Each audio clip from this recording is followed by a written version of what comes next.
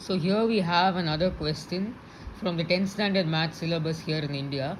Solve for x is equal to root 2 plus root 2 within that root plus root 2 within that root as the sum continues to infinity. So first, these kind of problems may appear daunting because when the sum approaches infinity, we can't do it manually.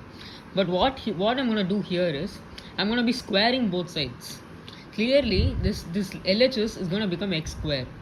The RHS, we can see that the root 2 is going to become 2, but everything else inside is also going to get squared once, which will result in the same infinite sum being, which will give us the same infinite sum. So if we square this, we get 2 plus again root 2 plus root 2 within root plus root 2 within that root, so like that.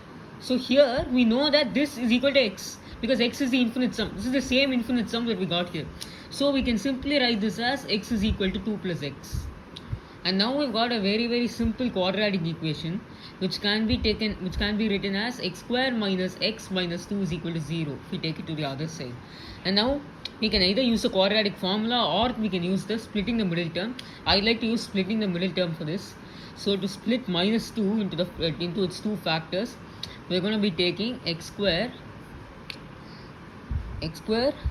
plus x minus 2x minus 2 is equal to 0. So that becomes x times x plus 1 minus 2 times x plus 1, which is going to be x minus 2 into x plus 1.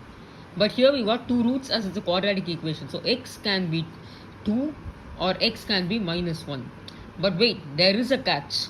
We clearly know that what can be under the root cannot give you a negative value. It's the square root function always returns a positive value, or else clearly it's not going to be a function because for two different x values we're going to get for the same x value we'll get two different y values. So we get only one answer, and that's the positive one, which is x is equal to 2.